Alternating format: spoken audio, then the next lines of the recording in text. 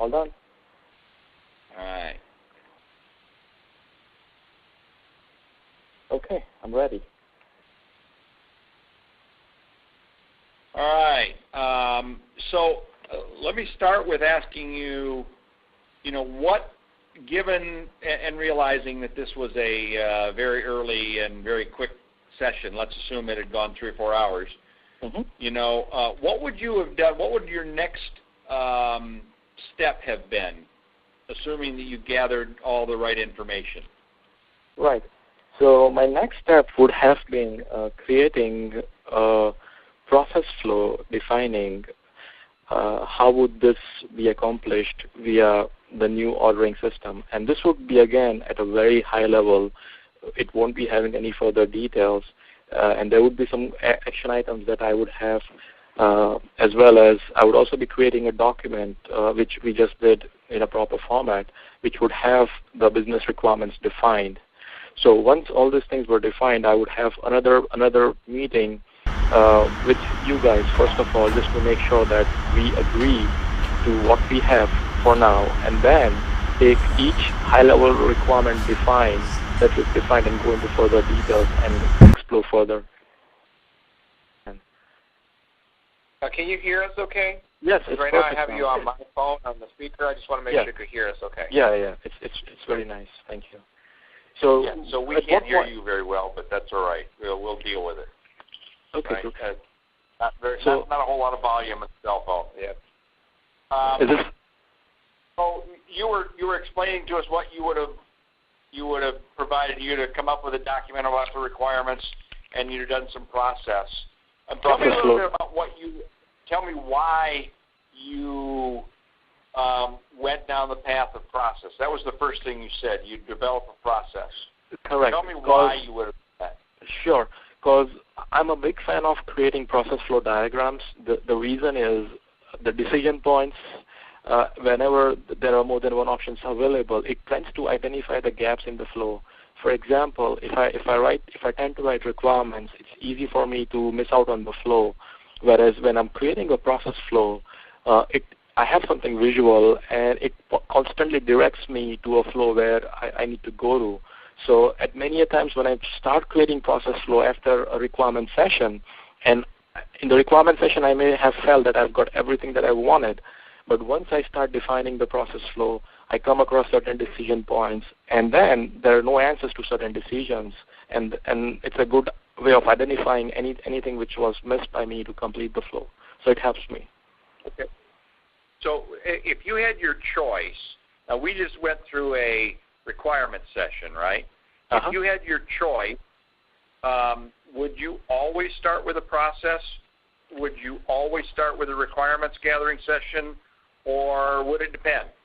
No, I mean, if I had a choice, I would anyway start with requirements gathering session, because when we gather requirements, we are defining the process as well via requirements. So I would start off with the requirements. However, once I define the requirements, I do get a sense of what the requirements are and what processes are we looking at, and then I would just try to create a flow. It not only helps me, also when I meet the subject matter experts the next time, and if I go through the flow, many a times they may think of things that they did not earlier, and it helps us identify some hidden requirements as well. Hey Neil, can you kind of explain to me what is the difference between a business process and a workflow?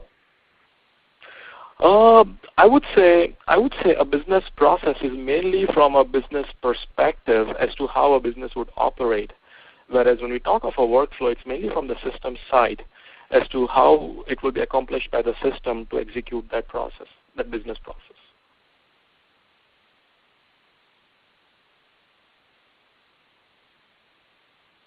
Okay. Tell me a little bit about, if you can, what you see the difference between a business requirement and a business rule. I think a business requirement is a need of a business that needs to be satisfied, whereas business rules would be business constraints, the constraints that a business has. So those are the constraints. and business requirements are the need of the business that needs to be satisfied. Okay, that's good. What I'd like to do now is let's talk a little bit about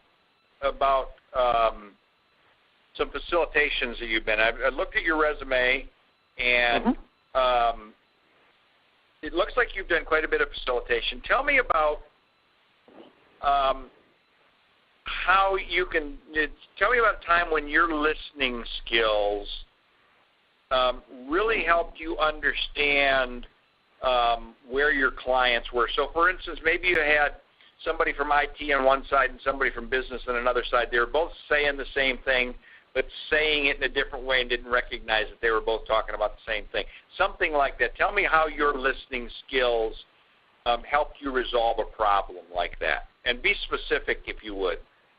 Sure. So I would like to take an example of my recent project that I'm working on. And that's a process wherein we were re-engineering our system to open up, to create the accounts for the clients. So what happens in this is there were different tracks which are involved for making this happen. And one of the things that was big in the project was we were defaulting a lot of business validations via templates. So there were two sides of constraints here. One from the business side saying they need a way wherein they could create the template, whereas the developers were saying that we would be sending an XML, we would creating the scripts via XML file. So, however, with the business being business, they were mainly their requirement was to create the templates. And whenever they think of creating something, business would always envision that they would have a nice UI that would allow them to do that. However, the same requirement was being met by the developer, saying that they would be doing it via running in some scripts, which would be a faster way and which would expedite the process because they need to make around 1,500 templates for each firm. So at the end of the day, I tried to explain them that our requirement is an ability to create the template. Now, what they used to do and how it is done, I think you should not be concerned with, because the goal is served of creating the templates and providing all the validations. So if this example helps. Okay, yeah, I heard you say something about the what and the how. In terms of business architecture artifacts, what would you say provides the what, and what would you say provides the how? So I did not get your question. I'll still try to answer, and then maybe you can correct me if I'm not going in the right direction. So okay. I would understand that a business requirement provides what needs to be done, and from the technical side, the implementation details will provide us how it needs to be done, if that's what you were asking. Yeah, a little bit. I absolutely dead on the requirement. Sometimes how is often, from my perspective, is often the business constraints. You know, that's the limits on what the how and what the what is, right? So, and it's not just that. There's a lot of technical requirements as well in that, but that's pretty good. Okay. So you have, it looks like from reading a lot of your, resume, you've dealt with a lot of things in terms of creating systems and creating things. What's your take on a business strategy? What's your understanding of a business strategy? What is it? What is it for? I want to see your views on a business strategy. Sure. And I can give you an example from my project. So I would understand one of the business strategies that each project that I work on, the goal is to accomplish or fulfill a business strategy. When I joined the project, the financial advisors, when they go and meet a wealth management customer, they were using a legacy system to create their accounts. And it would take them around 4 to 5 hours to complete the process. And the business goal or the business strategy was that the advisors should are the source of revenue for the company, and the only way they can get more revenue is by spending time with the clients and not by doing the clerical work that an ops user would do. So, and at the same time, we didn't want the accounts to be created by the ops user because they're ops users and they just blindly do the process without understanding the value of it. So we wanted the processes to be done by financial advisors. However, we wanted these processes to be completed so quickly that it's almost they do nothing on the systems and spend more time with the customer or the clients. So they were using 4 or 5 different applications to complete one account open process. So the goal of the project was to re-engineer the existing applications and convert them into a single web-based application. And the processes that used to take them 4 to 5 hours are now completed in about 30 to 40 minutes. So the strategy would be to allow the advisors to spend more time towards with the customers or the clients and earn more revenue. So that's my understanding. Hey Neil, taking that example, that strategy seemed to be very localized to one line of business. Have you ever worked on a project that crosses multiple? When you say have I ever worked on a project that processes multiple, I would say an online media application project, and it would the project involved working with different groups, line of businesses like the sales, then the campaign management, and then towards the customer, which is the customer service. So would that am I answering in the right direction that you're talking about? Yeah. Let me expand on that a little bit more. Have you ever worked in a position where you had to work on multiple projects at the same time? Okay. They were separate and very distinct projects.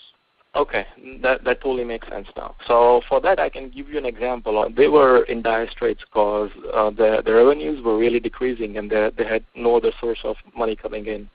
So they wanted to diversify the line of business, wherein people, for example, the name of the project was WebReach, and what they used to do was they wanted to diversify themselves into pay-per-click campaigns. So in order to start that, the first thing is they had no systems or no business processes in place.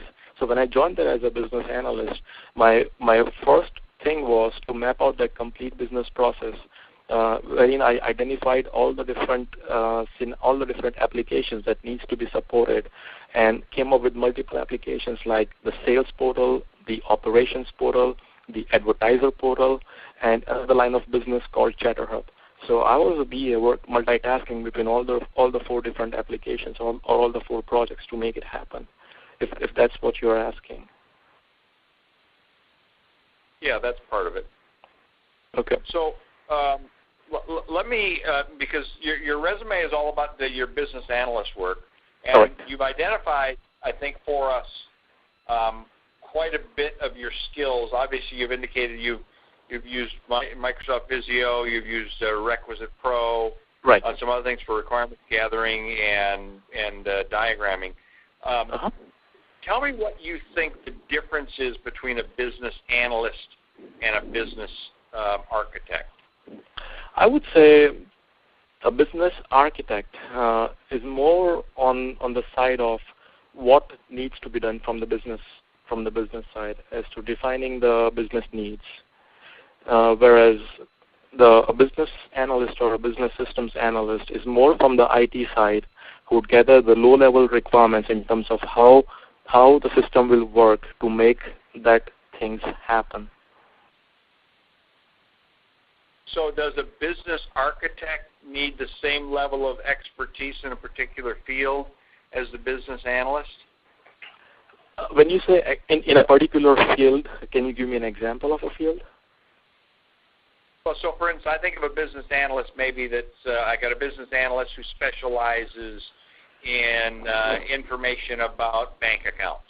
Okay. So they know all there is to know about bank, right? Right. Does a business architect need to have that same level of architecture or that same level of knowledge about banks in order to be a good business analyst, a business architect?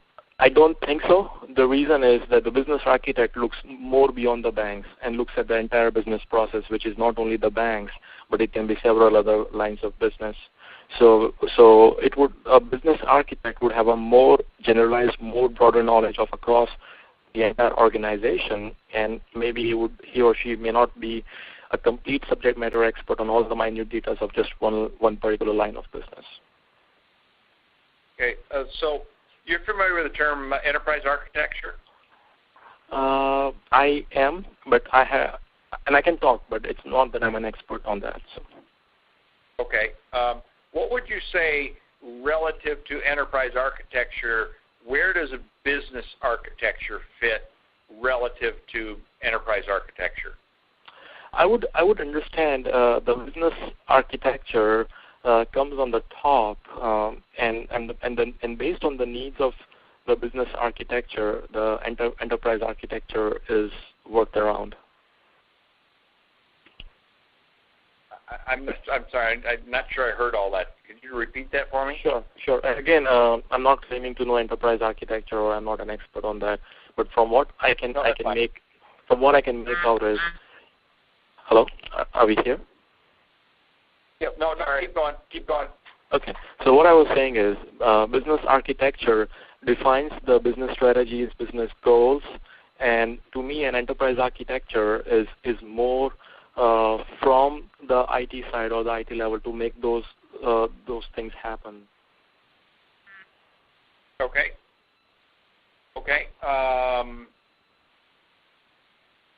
Carlos, Sebastian, you got any other questions? What did I say? Carlos? Marcos. Who the heck is Carlos? I'm okay. I'm an old guy, Neil. You're gonna have to get Alzheimer's creeps in on me every once in a while, right? So I got an excuse. Well, we all are getting there. Do you have any questions for us then? Sure. And the first question is, I'm ashamed of my last answer. Can you just give me some knowledge on enterprise architecture, just a one-liner, just so that I understand what that is, if that's an option. We had a hard time hearing you. Hello? Yeah. Repeat the question, if you would, please. Sure. So I wanted to get a clarification on my last answer on business architecture versus enterprise architecture from you, and just to get an understanding of what you think that is, so that it helps me or benefits me in the future. Yeah. So I think your explanation of what enterprise architecture is probably what has traditionally been thought of. Typically, enterprise architecture has been thought of as very IT related. Typically I think of application architects, application architecture, data architecture, and technical architecture. Those are, if you will, the three-legged stool of enterprise architecture. But I think what most people are beginning to recognize is that enterprise architecture without business architecture is architecture without an understanding of where it needs to go. The business architect is the one that needs to help all three of those understand what the business needs are before they can go out and build something. So I think what you're seeing is more and more in the enterprise or in the industry out there is that enterprise architecture is now includes business architecture as one of a four-legged stool rather than a three-legged stool. Okay. Makes sense. All right. Yep, and also I always had this question as to, I have a background of a business analyst. So, do you think that's an obstacle or that's a negative for me to grow towards the role of a business architect, or what are some of the challenges you think I can face when I groom myself in a business architect role?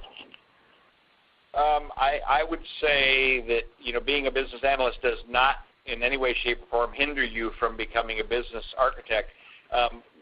You may need to be able to look at things in a more strategic way, but that doesn't mean that some of the stuff that we do from business architecture isn't at the analyst level as well, too. So I would say that that is not a factor that would either inhibit or help.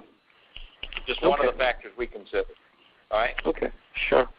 And how does it work in the organization of business architects? Meaning, do they work on projects in a team, or it depends on the scope of the project, or how does that work? The team structure. I'm not sure I understood the question.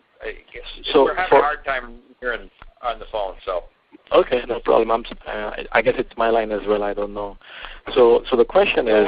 It's our so. I totally lost you over there. Anyways.